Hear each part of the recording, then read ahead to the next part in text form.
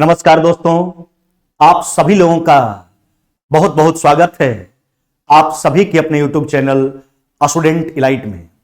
प्यार दोस्तों, आज हम झारखंड एसएससी, बिहार एसएससी एवं एसएससी जीडी एग्जाम को ध्यान में रखते हुए मैथ्स का चौथा मॉक टेस्ट लेकर आपके बीच आया हूं। 3 मॉक टेस्ट पहले से कंप्लीट करवा दिया गया है। तो जो भी मेरे प्यारे बंधु चैनल पे नए हैं तो वह पीछे प्लेलिस्ट से जाकर के तीनों मॉक टेस्ट का रिवीजन कर सकते हैं। आज चौथा मॉक टेस्ट होगा और इस मॉक टेस्ट का जितना भी सारा प्रश्न होगा वह सभी इन सब जितने भी एग्जाम जिसका हमने चर्चा किया सभी एग्जाम में आपके लिए काफी ज्यादा फायदेमंद साबित होगा। चलिए आते हैं आज के मॉक टेस्ट पर। चलिए पहले प्रश्न पर ध्यान दीजिए। कागज का प्रभार 55 रुपए प्रति किलोग्राम है, यानी कागज का लागत जो है कैसे है 55 रुपए प्रति किलोग्राम है। अगर 1 किलोग्राम कागज 192 वर्ग मीटर क्षेत्रफल को कवर करता है, कहने का मतलब क्या है 1 किलोग्राम कागज जो है कितना क्षेत्रफल कवर करता है 192 वर्ग मीटर। तो कहता है 8 मीटर कोरा वाले एक घन को कवर करने में कितना खर्च होगा। तो देखिए सबसे पहली बात है ना, घन का एरिया, घन को कवर करने में कितना वर्ग मीटर कागज का आवश्यकता है इसको सोचिए। अच्छा, घन का संपूर्ण पृष्ठ क्षेत्रफल टोटल सरफेस एरिया, हाँ मेरे भाई टोटल सरफेस एरिया क्या होता है, वह होता है 6L स्क्वायर। क्या होता है 6L स्क्वायर। अब देखिए तो सबसे पहले यह सोचिए कि घन को पूरा कागज से कवर करने में जो 8 मीटर कोरा वाले घन को कितना कागज लगेगा उसका एरिया सोचिए। तो 6L स्क्वायर, तो 6 इंटू 8 का स्क्वायर। अब देखिए उसको किलोग्राम में कन्वर्ट करेंगे, फिर लागत से गुना करेंगे। अब देखो क्या बोला था प्रश्न कि 1 किलोग्राम कागज 192 वर्ग मीटर एरिया को कवर्ड करता है। ध्यान दीजिएगा, तो 192 वर्ग मीटर है ना, बराबर समझिए 1 किलोग्राम नहीं, 192 वर्ग मीटर एरिया जो कवर्ड करता है कागज उसका वजन कितना है 1 किलोग्राम। तब हम इस घन में कितना वर्ग मीटर है इसका एरिया पहले ही देख लीजिए। घन का एरिया क्या हो जाएगा संपूर्ण पृष्ठ 6L स्क्वायर, 6L स्क्वायर। देखिए तो यह घन का संपूर्ण पृष्ठ क्षेत्रफल हुआ, तो 192 वर्ग मीटर बराबर 1 किलोग्राम। तो इतना वर्ग मीटर जो घन का एरिया हुआ, घन को कवर करने में जो कागज का एरिया हुआ है ना, उससे गुना किए तो कितना किलोग्राम कागज लगेगा यह निकल करके आ गया। और कागज का लागत कैसे था 55 रुपए प्रति किलोग्राम। कैसे मेरे भाई 55 रुपए प्रति किलोग्राम। 55 से गुना कर लीजिए, देखिए 64, यहां से 3 निकाल लीजिए बच जाएगा 2, 192 कट गया, 55 गुना 2 कितना हो जाएगा मेरे भाई, यह हो जाएगा आपका 110 रुपया। कितना 110 रुपया। यानी घन को है ना कागज से कवर करने में 8 मीटर किनारे वाले घन को कागज से कवर करने में जो लागत लगने वाला है वह लागत कितना लगेगा 110 रुपया। फिर से एक बार चर्चा हो जाए, ध्यान दीजिएगा 192 वर्ग मीटर एरिया कवर्ड जो कागज करता है उसका जो वजन है वह 1 किलोग्राम है। तो 192 वर्ग मीटर बराबर 1 किलोग्राम, इतना वर्ग मीटर बराबर कितना किलोग्राम यह निकाल लिए। और यह क्या है, यह घन का संपूर्ण पृष्ठ क्षेत्रफल है, नहीं यानी घन के पूरे सतह को जो कागज से कवर करना था उसका एरिया है, इतना किलोग्राम आया। लागत से गुना कर लिए, 55 रुपए प्रति किलोग्राम बोला गया था, 55 से गुना किए, लागत कितना आ गया मेरे भाई 110 रुपया। चलिए अगले प्रश्न पर आ जाते हैं। प्रश्न संख्या दूसरा कहता है एक बॉक्स में 1 रुपया 50 पैसा 25 पैसा 3 प्रकार का सिक्का है। कौन कौन है पर लिख लीजिए, ध्यान दीजिएगा। देखिए 1 रुपया वाला सिक्का है, हाँ मेरे भाई 50 पैसा वाला सिक्का है और 25 पैसा वाला सिक्का है और 25 पैसा वाला। अब क्या कहता है यह सुन लीजिए। कहता है 280 सिक्के हैं, तीनों प्रकार का टोटल सिक्का का संख्या दिया 280, जबकि इसके मूल्यों का रेशियो जो है वह कितना है 8:4 कितना हो गया आपका 3, है ना। देखो एक बात ध्यान रखना, जब भी सिक्का संबंधित प्रश्न पूछा जाता है तो इसमें लॉजिक क्या लगा होता है कि अगर निश्चित राशि के रूप में सिक्का का संख्या दिया जाता है तो अनुपात उल्टा देगा, अनुपात मूल्य वाला देगा, क्योंकि सिक्का का अनुपात देगा तो फिर प्रश्न आसान हो जाएगा। अगर निश्चित राशि के रूप में सिक्का का मूल्य दिया है तो अनुपात संख्या वाला, इसलिए अनुपात उल्टा दिया जाता है। देखिए निश्चित राशि के रूप में टोटल सिक्का का संख्या दिया गया है, इसलिए मूल्य रेशियो जो दिया गया है वह मूल्य का दिया गया है। तो इस मूल्य के अनुपात को संख्या यानी सिक्का के संख्या के अनुपात में कन्वर्ट करेंगे। अच्छा 1 रुपया वाला 8 रुपया है, कैसे सिक्का होगा 8, 50 पैसा वाला मेरे पास 4 रुपया है, 1 रुपया के लिए 50 पैसा के 2 सिक्कों की आवश्यकता है, तो 4 के लिए कितना हो जाएगा आपका 8, नहीं, अच्छा 25 पैसा वाला 3 रुपया है, देखिए 1 रुपया के लिए 25 पैसा के 4 सिक्कों की आवश्यकता है, तो 3 के लिए कितना हो जाएगा आपका, यह हो जाएगा आपका कितना 12, नहीं, ये देखिए हमने सिक्का का संख्या में कन्वर्ट कर लिया रेशियो को, यह मूल्य का अनुपात था, हमने संख्या के अनुपात में कन्वर्ट कर लिया। अब देखिए टोटल सिक्का का संख्या प्रश्न में कितना दिया गया मेरे भाई, वह दिया गया 280, कितना दिया गया 280। अच्छा सिक्का का यूनिट देखिए ना, 8 8 कितना हुआ आपका 16, 16 12 कितना हो जाएगा आपका 28, तो यह 28 यूनिट बराबर 280, 1 यूनिट का मान निकाल लिया गया। अब आपसे कहता क्या है, ध्यान दीजिएगा, कहता 1 रुपया के सिक्कों की संख्या कितनी है।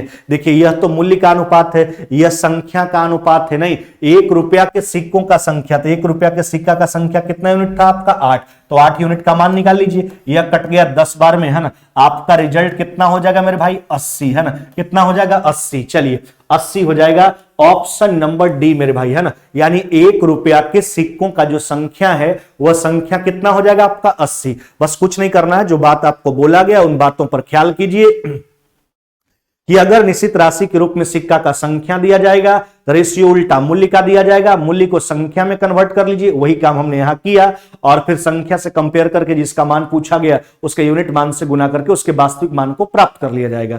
और अगर निश्चित राशि के रूप में सिक्का का मूल्य दिया जाएगा तो वहां रेशियो उल्टा, वहां रेशियो संख्या का दिया जाएगा, संख्या को मूल्य में कन्वर्ट कर लीजिए। यानी सीधा फंडा समझिए यह कि निश्चित राशि जिस रूप में होगा उसी रूप में रेशियो को आपको ले जाना है, तब तो आप कंपेयर करके किसी का मान निकाल पाओगे, है ना। चलिए आगे बढ़ जाते हैं, प्रश्न संख्या 3। देखिए क्या कहता है मेरे भाई, कहता एक दुकानदार 750 रुपया में 2 कुर्सी खरीदता है, वह पहली कुर्सी को 22% के लाभ पर तथा दूसरी कुर्सी को 8% के हानि पर बेचता है। पूरे सौदे में कोई लाभ अथवा हानि नहीं हो तो दूसरी कुर्सी का विक्रय मूल्य क्या होगा। आराम से एलिगेशन लगा लीजिए। देखिए पहला कुर्सी को बेचता है 22% लाभ पर, प्लस में लेके चलेंगे। अच्छा, जबकि दूसरा कुर्सी को मेरे भाई 8% हानि पर बेचा करता है, माइनस में 8 लिखेंगे। अच्छा, जबकि पूरे व्यापार में ना लाभ होता है, ना पूरे सौदे में उस दुकानदार को ना लाभ होता है ना हानि, बीच में 0 का प्रयोग कर लीजिए। चलिए क्रॉस करके रेशियो निकाल लीजिए। देखिए घटाएंगे बड़ा वाला छोटा वाला तो ये माइनस माइनस प्लस हो जाएगा, और यहां कितना हो गया आपका, यह हो गया आपका कितना मेरे भाई 22, 22 में 0 घटाएंगे तो देखिए इसका रेशियो कितना हो जाएगा 4 अनुपात कितना हो गया आपका 11। अब सबसे पहली बात आपसे पूछा क्या गया, इन बातों पर गौर कीजिए। कहता दूसरी कुर्सी का विक्रय मूल्य पूछा गया। आप जानते हो एलिगेशन मेथड का यूज करते समय बीच में एवरेज वैल्यू मीन वैल्यू का प्रयोग किया जाता है। एक पर 22% का लाभ, दूसरा पर 8% का हानि, पूरे व्यापार में ना लाभ ना हानि, इसलिए हमने 0 का प्रयोग किया। देखिए पहले क्रय मूल्य सोचेंगे। अच्छा, दोनों मिलाकर के दोनों कुर्सी का क्रय मूल्य कितना है 750, दोनों मिलाकर के कुर्सी का क्रय मूल्य कितना है 750। चलिए दोनों का यूनिट क्रय मूल्य का कितना हो गया 4 11 कितना 15 यूनिट, है ना। यह 15 यूनिट बराबर 750, 1 यूनिट का मान निकाल लिए। दूसरा कुर्सी का विक्रय मूल्य पूछा है, पहले दूसरा कुर्सी का क्रय मूल्य सोच लीजिए। दूसरा कुर्सी का क्रय मूल्य कितना है मेरे भाई 11 यूनिट, कितना 11 यूनिट, यह निकल के आया दूसरा कुर्सी का क्रय मूल्य, है ना।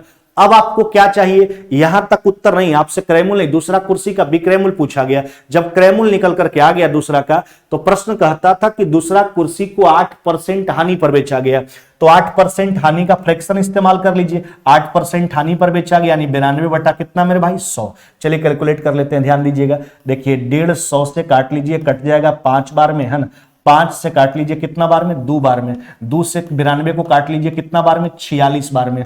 46 गुना 11, 46 गुना 10 460, और प्लस में 46 यानी कितना हो जाएगा मेरे भाई, यह हो जाएगा आपका 506 रुपया। कितना 506 रुपया आपका उत्तर हो जाएगा, है ना। ऑप्शन नंबर बी, यानी दूसरा कुर्सी का विक्रय मूल्य कितना हो जाएगा 506 रुपया हो जाएगा। पहले क्रय मूल्य निकाल लीजिए। जब क्रय मूल्य हमने निकाल लिया तो आपसे दूसरा कुर्सी का विक्रय मूल्य पूछा गया था। दूसरा कुर्सी 8% हानि पर बेचा गया था, यानी लागत कीमत से 8% कम में, यानी लागत कीमत के 92% है ना, वह बेचा गया था। उत्तर हो जाएगा 506।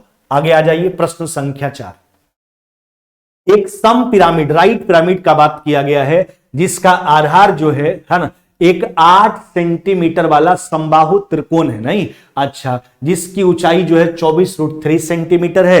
पिरामिड का आयतन पूछा गया। हाँ मेरे भाई ध्यान रखना, प्रिज्म का आयतन होता है आधार का क्षेत्रफल गुने ऊंचाई। प्रिज्म का आयतन आधार का क्षेत्रफल गुने ऊंचाई, जबकि पिरामिड का आयतन 1/3 गुने आधार का क्षेत्रफल गुने ऊंचाई। चलिए, तो पिरामिड का आधार जो एक समबाहु त्रिभुज है, इसका ऊंचाई दिया गया, इसका आयतन आपसे पूछा गया। पिरामिड का आयतन अभी हमने चर्चा की, इसका वॉल्यूम होता है 1/3 गुने आधार का क्षेत्रफल। हाँ मेरे भाई, आधार में एक समबाहु त्रिभुज है, इक्विलेटरल ट्रायंगल है। समबाहु त्रिभुज का क्षेत्रफल क्या होता है? √3/4 इंटू भुजा स्क्वायर। क्या मेरे भाई? √3/4 इंटू भुजा स्क्वायर, यही समबाहु त्रिभुज का एरिया है। चलिए, √3/4 इंटू भुजा स्क्वायर, और उस समबाहु त्रिभुज का प्रत्येक भुजा कितना है? 8 सेंटीमीटर। चलिए, यह जो है उसके बेस का क्षेत्रफल, जो बेस में समबाहु त्रिभुज था उसका क्षेत्रफल आ गया 1/3 गुने आधार का क्षेत्रफल गुने ऊंचाई।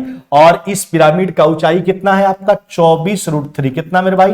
यह हो गया आपका 24√3। कैलकुलेट कर लीजिए। पिरामिड का आयतन आपसे पूछा गया था, यह हुआ 1/3 गुने आधार का क्षेत्रफल गुने ऊंचाई। अब ध्यान दीजिएगा, देखो 4×3 कितना हो गया? 12। 12 से काट लीजिए, कितना बार में? 2 बार में।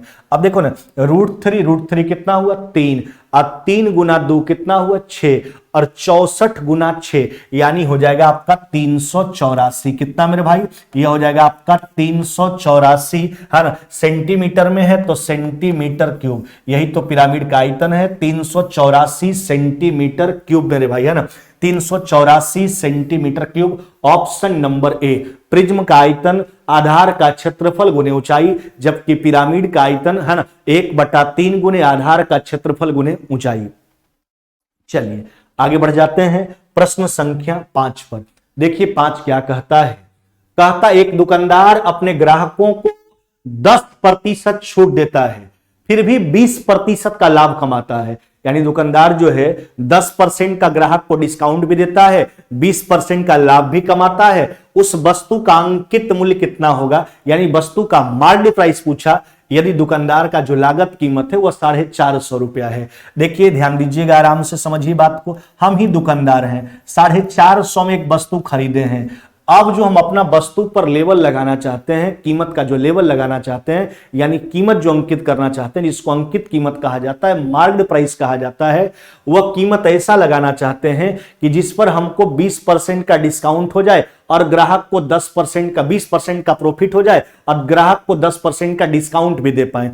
तो सबसे पहली बात, अगर हमको लाभ चाहिए 20% का तो कीमत बढ़ाना पड़ेगा। 120 बटा कितना मेरे भाई? 100। लेकिन इस कीमत में तो केवल लाभ कमाएंगे 20% का, अभी 10% का डिस्काउंट भी देना है। तो देखिए कोई भी दुकानदार छूट अपना घर से देता नहीं है मेरे भाई। छूट देने के लिए वापस वो बंदा कीमत बढ़ाएगा। तो 10% डिस्काउंट का फ्रैक्शन 90 बटा 100, तो कीमत बढ़ाना है मेरे भाई। तो यह हो जाएगा आपका 100 बटा कितना हो जाएगा आपका? 90। चलिए कैलकुलेट कर लीजिए, 100 से 100 कट जाएगा, 90 से काट लीजिए 5 बार में, 120 गुना 5 कितना हो जाएगा मेरे भाई? यह हो जाएगा आपका 600 रुपया। यानी दुकानदार जो है उसका कीमत कितना अंकित करेगा? वस्तु का 600 रुपया अंकित करेगा। ऑप्शन नंबर ए हो जाएगा मेरे भाई, है ना? 450 लागत कीमत था, 20% का लाभ चाहिए, लाभ कमाने के लिए कीमत बढ़ाना होगा, डिस्काउंट भी देना है ग्राहक को 10% का, तो और कीमत बढ़ाना होगा। अतः उस वस्तु का मार्केट प्राइस जो होगा वह 600 रुपया होगा। अगर आपको वीडियो बढ़िया लगता हो, हम लोगों के द्वारा जो दिया जा रहा है, परोसा जा रहा है, तो आप लोग वीडियो को जरूर लाइक कीजिए और शेयर कीजिए और कमेंट करके जरूर बताइए कि कैसा लगता है, किस किस प्रकार का प्रश्न चाहिए और किस किस एग्जाम को ध्यान में रखते हुए हम लोग और बेहतर करने का प्रयास करें, ताकि बेहतर कंटेंट्स दें और आपको एग्जाम में काफी ज्यादा सहूलियत प्रदान हो, फायदेमंद हो आपके लिए, है ना? तो यह सब कमेंट करके आप लोग जरूर बताइए, है ना? और जो भी मेरे प्यारे भाई बंधु, है ना, भाई बहन, जो भी चैनल पे नए हैं और चैनल को अभी तक सब्सक्राइब नहीं किए हैं, तो चैनल को जरूर सब्सक्राइब कर लीजिए, है ना? क्योंकि यहां देखते हैं धमाकेदार परफॉर्मेंस चलता है, चाहे वह जीके जीएस का हो, मैथ्स का हो, सारा कंटेंट्स आपको मिलेगा। आ जाइए अगले प्रश्न पर। प्रश्न संख्या 6 कहता दो संख्याएं 2:3 के अनुपात में। देखिए दो संख्या का बात किया गया और वह संख्या किस रेशियो में है मेरे भाई? 2:3 में। यदि पहला से 50 घटाया जाए और दूसरा में 50 जोड़ा जाए तो रेशियो हो जाता 1 कितना 4। ध्यान दीजिएगा, देखो एक में 50 घट रहा है जबकि दूसरा में 50 क्या हो रहा है, जुट रहा है। लॉजिक समझिए, लॉजिक समझिए, क्या लॉजिक लगाएंगे। देखो जब आपसी लेन देन का बात हो अथवा क्या बोल रहे हैं, कंसेप्ट समझिएगा।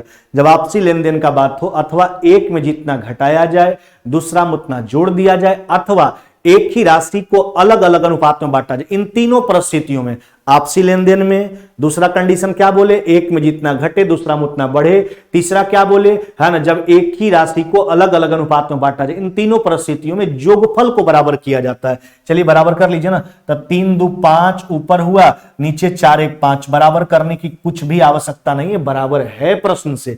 अच्छा तो पहला में घट रहा है, यूनिट देखिए कितना घट रहा है आपका, 2 से 1 हो रहा है 1, और दूसरा में बढ़ रहा है, यूनिट कितना बढ़ता हुआ दिख रहा है आपको 1 नहीं, जबकि घटता बढ़ता कितना है, पहला में घटता 50 दूसरा में बढ़ता 50 नहीं।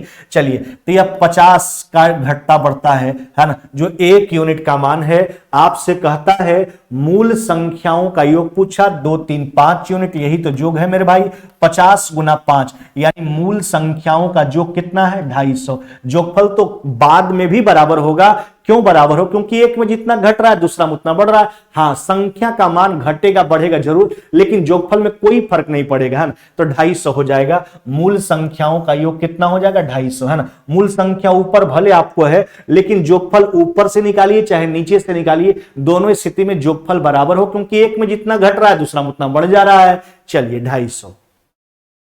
अगला प्रश्न पर आ जाइए, प्रश्न संख्या 7वां। देखिए क्या कहता है, एक व्यक्ति अपनी सामान्य गति का 2/3 गति पर चलते हुए, देखिए व्यक्ति का वास्तविक स्पीड को 1 मान लेते हैं, गति का 2/3 से चला, कैसे चला, गति का 2/3 से चला है ना। देखिए तो यह स्पीड का रेशियो कितना हो गया मेरे भाई, 3 अनुपात कितना हो गया 2, यह स्पीड का रेशियो हो गया। अब क्या कहता है, अपना कार्यालय सामान्य समय से 20 मिनट की देरी से पहुंचता है, कार्यालय पहुंचने का उसका मिनटों में सामान्य समय क्या है, यही बात है ना मेरे भाई। देखिए डिस्टेंस कांस्टेंट है दोनों स्थिति में, वास्तविक स्पीड से जाए चाहे वास्तविक स्पीड का 2/3 से जाए, दोनों स्थिति में उसको घर से कार्यालय ही जाना है। डिस्टेंस कांस्टेंट रहता है तो स्पीड और टाइम एक दूसरे का इनवर्सली प्रोपोर्शनल हो जाता है। टाइम क्या हो जाएगा मेरे भाई, 2 अनुपात कितना हो जाएगा 3। अब देखिए गति का 2/3 से चलना यानी चाल घट रहा है, तो देखिए स्पीड का रेशियो 3 2, स्पीड घटेगा तो समय बढ़ेगा, परिणाम स्वरूप समय पहले की अपेक्षा कितना देरी से पहुंचता है 20 मिनट। देखिए 20 मिनट का समय में डिफरेंस है, कितना मिनट का 20 मिनट का, जबकि यूनिट डिफरेंस कितना दिख रहा है आपको 2 3 1, तो 1 यूनिट बराबर 20 मिनट। आपसे कहता है सामान्य कार्यालय पहुंचने का उसका मिनटों में सामान्य समय, यानी वास्तविक चाल से चलने पर कार्यालय पहुंचने में कितना समय लगेगा, यह वास्तविक चाल हमने माना है, तो वास्तविक यानी सामान्य चाल से सामान्य समय जो लगेगा वह 2 यूनिट है, तो 2 यूनिट का मान कितना हो जाएगा मेरे भाई 20 गुना 2 यानी कितना हो जाएगा आपका 40 मिनट। कार्यालय पहुंचने का जो सामान्य समय है वह समय क्या हो जाएगा 40 मिनट हो जाएगा मेरे भाई है ना। ऑप्शन नंबर बी हो जाएगा, क्या हो जाएगा ऑप्शन नंबर बी। आगे आ जाते हैं प्रश्न संख्या 8वां पर। देखिए क्या कहता है समझिए, कहता है धनराशि एक निश्चित चक्रवृद्धि ब्याज दर पर हर वर्ष जोड़ने पर 4 वर्षों में 7,000 रुपया और 8 वर्षों में 10,000 रुपया हो जाता है ना। तब हमसे कहता क्या है, तदनुसार वह मूल धनराशि कितनी है।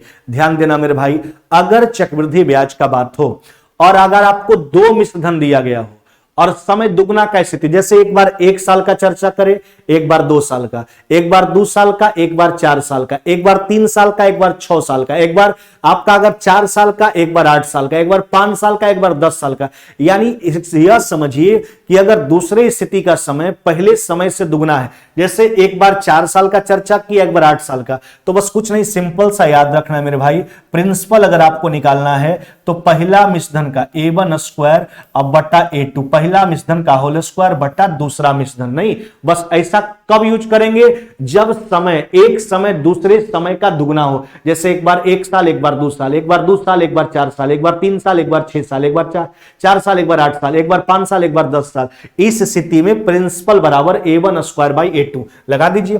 पहला मिश्रधन कितना है मेरे भाई, यह हो गया आपका 7,000, क्या हो गया 7,000 का होल स्क्वायर कर लीजिए, 7,000 गुना 7,000, अब बटा दूसरा मिश्रधन कितना हो गया आपका, यह हो गया आपका 10,000, क्या हो गया आपका 10,000।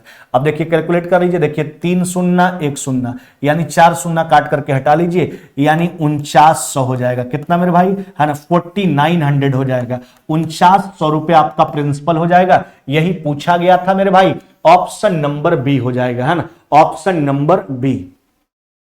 चलिए आगे आ जाते हैं, अगला प्रश्न पर आ जाइए मेरे भाई, प्रश्न संख्या 9। अच्छा 9 भी क्या कहता है ये अभी देखिए, है ना, साधारण ब्याज चक्रवृद्धि ब्याज से ही संबंधित प्रश्न है।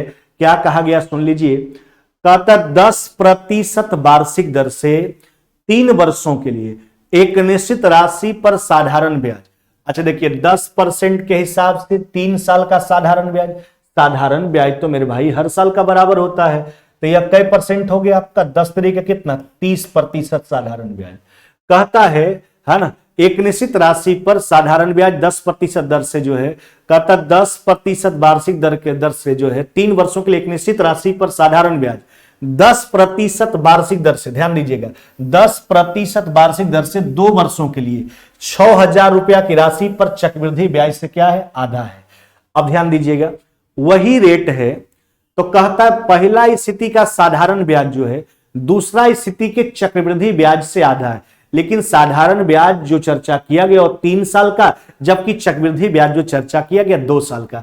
अच्छा मेरे भाई तो देखिए साधारण ब्याज तो 30% हो गया, लेकिन 10% के हिसाब से 2 साल का चक्रवृद्धि ब्याज, चक्रवृद्धि ब्याज ब्याज का कैसा परंपरा है जो ब्याज पर ब्याज जोड़ा करता है, नहीं तो देखिए 10% के हिसाब से 2 साल का रेट निकाल लीजिए, तो 10 और साथ में 10 का इंटरेस्ट। देखिए 10 पहला साल का हो गया, अगर रेट आप ब्रेक करते हो, कैसे ब्रेक करते हैं, पहला साल का हो गया 10, अगला हो जाएगा 10 और साथ में 10 का इंटरेस्ट, यानी 10 गुना 10/100, यानी 2 साल का चक्रवृद्धि ब्याज का अगर दर देखा जाए तो कितना प्रतिशत हो गया, 21% हो गया। अब देखिए सिंपल सा बात, यह दूसरा साल का जो दूसरा कंडीशन है चक्रवृद्धि ब्याज वाला, उससे 2 वर्ष का रेट निकाल लिए, है ना, 10% वार्षिक था, 2 वर्ष का रेट हो गया 21%, 6000 प्रिंसिपल है।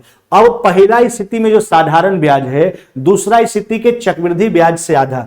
अच्छा देखिए दूसरा स्थिति में प्रिंसिपल कितना है, 6000, और उसका 2 साल का ब्याज हुआ 21%, इसका आधा कर लीजिए, 21 का आधा है 21/2%, चलिए 21/200। यह जो आपका चक्रवृद्धि दूसरा स्थिति का चक्रवृद्धि ब्याज 6000 का 21%, लेकिन उसका आधा पहला स्थिति का साधारण ब्याज है, नहीं चलिए तो पहले यह जो आपको आधा किए, यह जो आपको राशि दिख रहा है यह पहला स्थिति का साधारण ब्याज है, और 3 साल का साधारण ब्याज कै परसेंट का मान हुआ, या 30% का, यह मान कै परसेंट हुआ, 30% का, है ना। आपसे साधारण ब्याज का प्रिंसिपल पूछा, यानी 100% आपको निकालना। देखिए 30 गुना 200 यानी 6000 कट गया, 21 गुना 100 कितना हो जाएगा मेरे भाई, यह हो जाएगा आपका 2100 रुपया। कितना हो जाएगा, 2100 रुपया हो जाएगा। और यही आपसे पूछा गया था, है ना, कि पहला स्थिति यानी साधारण ब्याज के स्थिति वाले, है ना, प्रिंसिपल आपको फाइंड करना था, वह प्रिंसिपल हो जाएगा 2100 रुपया। फिर से एक बार हम चर्चा कर देते हैं। देखिए 10% के हिसाब से 2 साल का चक्रवृद्धि ब्याज का रेट हो गया 21%, 6000 का 21% वह दूसरा स्थिति का चक्रवृद्धि ब्याज है, लेकिन प्रश्न कहता है कि उसका आधा पहला स्थिति का साधारण ब्याज है, तो हमने 21% का आधा 21/2% निकाला 6000 का, जो पहले स्थिति का साधारण ब्याज है वो 30% का मान था, है ना, प्रिंसिपल चाहिए 100% निकाल लिए, 2100 रुपया हो जाएगा। यानी साधारण ब्याज की स्थिति में जो मूलधन है वह मूलधन कितना हो जाएगा आपका, 2100 रुपया। आगे बढ़ जाइए प्रश्न संख्या 10 पर। कहता है पुराने सदस्य के स्थान पर नए सदस्य के आने के बाद जो है ना, देखा गया क्लब के 5 सदस्यों की औसत आयु उतनी ही रह जाती है जितना 3 वर्ष पहले था, नहीं जितना 3 वर्ष पहले था। हटाए गए सदस्य और नए सदस्य के बीच का आयु का अंतर आपसे पूछा जा रहा है। देखिए सिंपल सा बात है। अच्छा क्लब में कितना सदस्य है, कितना सदस्य है, 5। अब इसमें क्या किया जाता है, समझिए बात को, एक सदस्य को हटाया जाता है और उसके स्थान पर एक नया सदस्य को लाया जाता है। क्या किया जाता है, एक सदस्य को हटाया जाता है और उसके स्थान पर एक दूसरे सदस्य को, नया सदस्य को लाया जाता है। तो हमसे कहता है कि जब नया सदस्य को लाता है तो 5 का औसत आयु उतना रह जाता जितना 3 साल पहले था। अच्छा देखिए, पांचों सदस्य का वर्तमान में कुछ ना कुछ तो औसत होगा उम्र का, लेकिन एगो गया एगो आया ना जैसे उसके स्थान पर, सबका औसतवा 3 साल जितना पहले था उतना हो जाता है, यानी 3 साल घट जाता है। अरे भैया तब 5 गो है, 3 साल घटा है ना, औसत में 3 वर्ष का कमी हो जाता है, 3 साल पहले जितना था उतना हो जाता है, यानी 5 गुना 3, सबका 3-3 साल घट गया, यानी कई साल घट गया, 15 साल। अच्छा क्यों घट गया? बस एक ही परिस्थिति के कारण तो घटा है, क्योंकि यहां से एक सदस्य जा रहा है और उसके स्थान पर एक नया सदस्य आ रहा है, यानी जाने और आने। यही पूछा गया कि हटाए गए सदस्य और नए सदस्य की आयु में अंतर ज्ञात कीजिए। अंतर जो है वह 15 वर्ष का। देखिए 5 सदस्य में 4 सदस्य में कोई परिवर्तन नहीं है, परिवर्तन केवल एक सदस्य में है। एक वो जाता है उसके स्थान पर, जब दूसरा कोई आता है सबका औसत आयु उतना हो जाता है जितना 3 साल पहले था। अच्छा 3 साल पहले सबका, यानी सबका 3-3 साल पीछे चला जा रहा है, तब 5 तिरिके 15 साल पीछे हो जा रहा है। क्यों हुआ? बस एक सदस्य के कारण, एक गया और उसके स्थान पर दूसरा है उसके कारण, यानी जाने और आने वाले की आयु के बीच का अंतर जो है वह कितना है? 15 वर्ष मेरे भाई।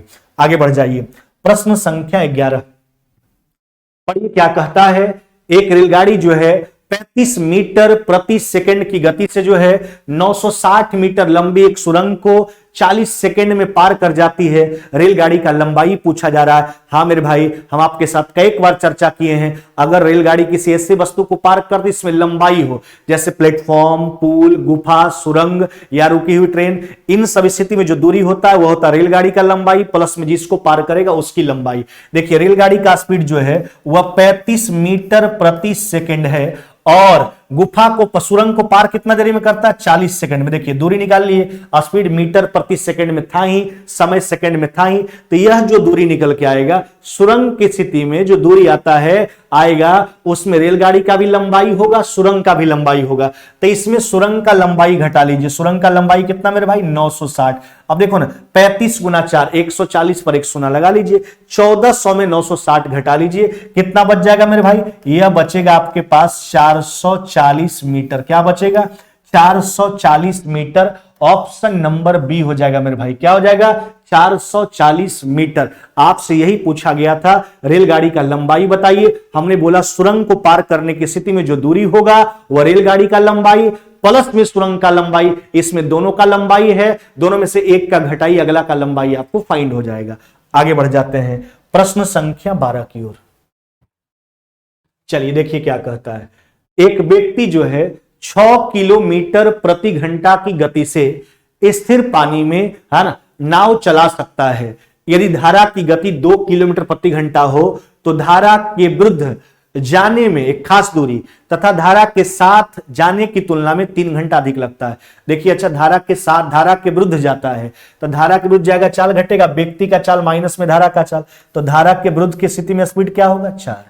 जबकि धारा के साथ जाएगा तो चाल जुटेगा, 6 2 कितना हो जाएगा? 8। नहीं, दूरी कांस्टेंट है, दूरी बराबर है, जो दूरी धारा के विरुद्ध जाता है वही दूरी धारा के साथ। देखिए यहां पर देख लीजिए, यह 1 अनुपात क्या हो गया आपका 2, यह रेशियो किसका हो गया? स्पीड का। डिस्टेंस कांस्टेंट है, टाइम क्या हो जाएगा आपका? 2:2 कितना मेरे भाई? 1। अब एक बात सोचिए, जाता धारा के विरुद्ध है एक बार धारा के साथ। अब समय में डिफरेंस सोचिए, कहता धारा के विरुद्ध जाने में एक खास दूरी धारा के साथ जाने की तुलना में 3 घंटा अधिक लगता है। यानी कहने का मतलब यह है मेरे भाई कि धारा के विरुद्ध जब जाता है ना और एक बार धारा के साथ जाता है तो विरुद्ध जाने में साथ जाने की अपेक्षा 3 घंटा ज्यादा लगता है। यानी देखिए यहां 3 घंटा ज्यादा लग रहा है धारा के विरुद्ध, तो 3 घंटा का समय में डिफरेंस है। यूनिट डिफरेंस 1 का किसी भी एक स्थिति का समय निकालिए, चाहे वह धारा के साथ वाला निकालिए चाहे धारा के विरुद्ध वाला निकालिए। धारा के विरुद्ध वाला अगर समय निकालते हैं तो धारा के विरुद्ध वाला स्पीड लगाना होगा, वास्तविक स्पीड, यानी 4 से गुना कर लीजिए, 6 गुना 4 यानी वह डिस्टेंस कितना किलोमीटर का है? 24 किलोमीटर का। आपके पास दोनों विकल्प है। अगर आप धारा के साथ वाला समय निकालते 1 यूनिट तो यहां पर धारा के साथ वाला स्पीड यानी धारा के साथ जो स्पीड है उससे गुना करके आपको दूरी निकालना पड़ता। 8 तरीके 24, दोनों परिस्थिति में उत्तर आपका सेम ही आएगा, उत्तर में कोई परिवर्तन नहीं होने वाला है। तो अनुसार वह दूरी आपसे पूछा गया। हाँ मेरे भाई, वह दूरी कितना किलोमीटर का है? तो वह दूरी जो है वह 24 किलोमीटर है। कितना? 24 किलोमीटर है ना। बार बार आपसे विनम्र निवेदन किया जाता है, आप लोग से आग्रह है ना, जो भी मेरे प्यारे भाई बंधु है ना, भाई बहन जो भी हैं, दोस्त, सभी लोग अगर वीडियो को देखते हो, अगर वीडियो आपको बढ़िया लगता हो तो जरूर आप लोग वीडियो को शेयर कीजिए, है ना, और कमेंट करके बताइए जो भी आपको रिक्वायरमेंट लगता है आपके अपने हिसाब से, जहां आपको कम बेसी आपने अपने में लगता है कि हमको एग्जाम में यहां प्रॉब्लम हो रहा है, कमेंट करके बताइए, उस पर जरूर हम लोग वीडियो लाएंगे और आपको क्लियर करेंगे उस टॉपिक को, है ना। और जो भी प्यारे बंधु भाई बंधु है ना, अगर चैनल पे नए हैं प्यारे भाई बहन, है ना, तो चैनल को जरूर सब्सक्राइब कर लीजिए, है ना, और सभी लोग को एक बार बता भी दीजिए, है ना, चैनल के बारे में। आगे आ जाइए। कहता यदि x-4 का होल क्यूब प्लस में x-5 का होल क्यूब प्लस में x-3 का होल क्यूब, है ना, बराबर में 3 into x-4 into x-5 into x-3, तो x का मान देखिए मेरे भाई, इसको अगर आप a मानते हो, इसको b मानते हो, इसको c मानते हो, क्या लिखा हुआ मेरे भाई, तो a cube plus b cube plus c cube बराबर 3abc। आप जानते हैं कि a cube plus b cube plus c cube बराबर 3abc तभी संभव होता है मेरे भाई जब a plus b plus c का मान क्या होता है, 0। तो जोड़ लीजिए, इसको जोड़िए तीनों को, a b c यानी x x कितना हो गया 3x, a plus b plus c, 4 5 9 3 12, चलिए a plus b plus c बराबर 0, तो 3x बराबर हो गया आपका कितना मेरे भाई, यह हो गया आपका 12, अतः x बराबर कितना हो जाएगा 4। यही पूछा गया था, x का मान बता दीजिए, x का मान कितना हो जाएगा आपका 4। हमने क्या बोला कि a cube plus b cube plus c cube बराबर 3abc तभी संभव हो पाता है जब a plus b plus c का मान 0 के बराबर होता है। आगे बढ़ जाते हैं अगला प्रश्न की ओर, प्रश्न संख्या 14 देखिए क्या कहता है। कहता है वस्तु को 25% और x% की क्रमिक छूट। सबसे पहले बात हो जाए क्रमिक छूट का, सक्सेसिव डिस्काउंट का। हाँ मेरे भाई, क्रमिक छूट का मतलब होता है एक छूट देने के बाद जो कीमत बचता है उस पर अगला डिस्काउंट देना ही क्रमिक छूट कहलाता है, सक्सेसिव डिस्काउंट कहलाता है ना। दोनों छूट के बाद कीमत 612 रुपया हो जाता है, उस वस्तु का अंकित कीमत 960 है। एक्स का मान, एक्स कहने का मतलब जो दूसरा डिस्काउंट है उसका मान बताना है। देखिए वस्तु का मार्केट प्राइस कितना मेरे भाई 960, है ना। दूसरा डिस्काउंट आपको बताना है, पहला डिस्काउंट 25%। अच्छा 25% का मतलब होता क्या है, 25/100 1/4। अच्छा 960 में 1/4 से गुना कर लीजिए, यानी 4 से डिवाइड कर लीजिए, यानी कितना हो जाएगा आपका 240। पहला डिस्काउंट कितना का है 240 का, 960 का 1/4 कितना 240।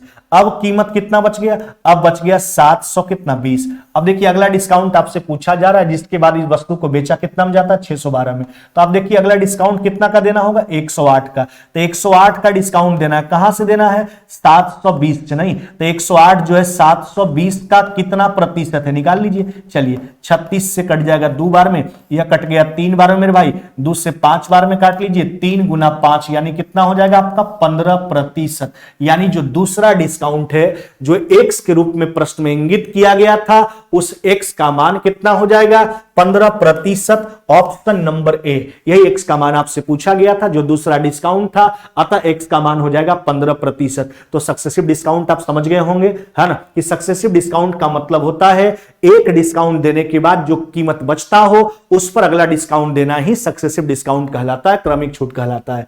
आगे आ जाइए प्रश्न संख्या 15। कहता है जब जया ने गोले के आयतन से, यानी एक गोला स्फीयर का बात किया गया, गोले के पृष्ठीय क्षेत्रफल को विभाजित किया जाता है, किया तो उसका उत्तर क्या मिला 2/3। हमसे कहता है गोले का त्रिज्या बताने के, देखिए सिंपल सा कंसेप्ट है। अच्छा गोले के आयतन से, गोला का आयतन क्या होता है मेरे भाई, है ना 4/3 पाई आर क्यूब। गोला का पृष्ठीय क्षेत्रफल क्या होता है 4 पाई आर स्क्वायर, है ना, रेडियस स्क्वायर मान लेते हैं। देखिए तो गोला का पृष्ठीय क्षेत्रफल 4 पाई आर स्क्वायर। देखिए इसके पृष्ठीय क्षेत्रफल को जब आयतन से, गोला का आयतन क्या लिखेंगे 4/3 पाई आर क्यूब, है ना। गोले के पृष्ठीय क्षेत्रफल को जब उसके आयतन से भाग किया, है ना, विभाजित किया जाने, तो उसका उत्तर क्या प्राप्त हुआ, उसका उत्तर प्राप्त हुआ 2/3, है ना। हमसे कहता गोले का त्रिज्या क्या है, यही आर का मान बताना है। देखिए 4 पाई से 4 पाई काट लीजिए, आर स्क्वायर कट जाएगा, आर बचेगा, 3 को पलट लीजिए ऊपर, है ना, तो 3 को पलट लीजिएगा मेरे भाई, तो ऊपर चला जाएगा 3/r बराबर में हो गया आपका 2/3। देखिए 2r बराबर 9, अतः आर बराबर हो जाएगा 9/2, यानी कितना हो जाएगा मेरे भाई, यह हो जाएगा आपका 4.5 सेंटीमीटर। यही आपसे पूछा गया था कि गोले का त्रिज्या बता दीजिए, गोले का त्रिज्या हो जाएगा 4.5 सेंटीमीटर। जो बात हमने बोला उसको बिल्कुल ख्याल कीजिएगा। गोला का आयतन होता है 4/3 पाई आर क्यूब, जबकि उसका पृष्ठीय क्षेत्रफल होता है 4 पाई आर स्क्वायर। आगे आ जाते हैं, प्रश्न संख्या 16। कहता 10,500 के कितने गुणनखंड है, टोटल नंबर ऑफ फैक्टर। देखिए फैक्टर संबंधित प्रश्न जब भी आए तो आप सबसे पहला काम आपका क्या होना चाहिए, इसका प्राइम फैक्टरेशन कर लीजिए, इसको अभाज्य संख्या के पावर के रूप में लिख दीजिए। देखिए तो 10,500 का चर्चा है, किसका मेरे भाई, 10,500 का। और यह जो प्रश्न आपको दिख रहा है देख लीजिएगा, एनटीपीसी के सीबीटी फर्स्ट में पूछा हुआ प्रश्न है ना। चलिए तो इसका प्राइम फैक्टरेशन करना है, इसको अभाज्य संख्या के पावर के रूप में लिखना है। अच्छा 2 को 0 के लिए 2 को 2, 2 को 5, 105 को आप लिखोगे 7 21 25 75 से नहीं। चलिए तो 2 तो केवल इसी में है, तो 2 पर पावर 2, 5 देखिए इसमें 2 बार, 5 का प्रयोग 3 बार, इसमें बच गया 7 और 3। चलिए 3 का प्रयोग 1 बार, 7 का प्रयोग 5 लगा दीजिए पहले, 5 का प्रयोग कितना बार हो गया आपका, 2 और 1 बार इसमें, तो 2 1 3 बार और 7 का प्रयोग 1 बार। समझ रहे हैं बात को। देखिए 2 को 0 के लिए 2 को 2, 2 को 5, इसको हटा दीजिए। 105 को क्या लिखेंगे, 7 21 25 75 से, तो 3 गुना 7 और एगो 5 इसमें था तो 5 का क्यूब, 2 केवल इसमें था, 2 का स्क्वायर 3 1 बार 7 1 बार।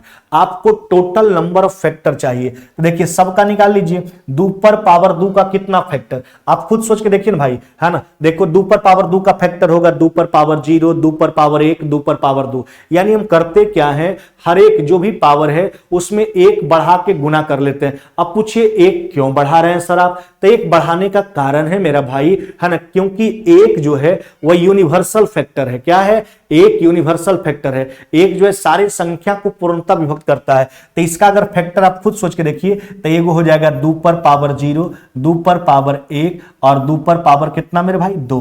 तो इसका कितना फैक्टर हो गया 3। इसलिए आपको अब ज्यादा दिमाग नहीं लगाना है, हर एक पावर में 1 बढ़ा लीजिए। पावर में 1 बढ़ने का कारण है उसका पावर 0 यानी 1। चलिए तो 3 हो गया, इसका पावर 1 बढ़ाएंगे तो यह हो जो 2 हो जाएगा, इसका बढ़ाएंगे तो यह 4 हो जाएगा, यह पावर के 1 बढ़ाएंगे 2 हो जाएगा। नहीं तो 3 दूना 6 चौका 24 गुना 2 कितना हो जाएगा आपका मेरे भाई 48। क्या हो जाएगा 48 मेरे भाई, है ना। तो 10,500 के टोटल नंबर ऑफ फैक्टर कितना होंगे 48 हो गए, है ना 48। चलिए अगला प्रश्न पर आ जाइए, प्रश्न संख्या 17।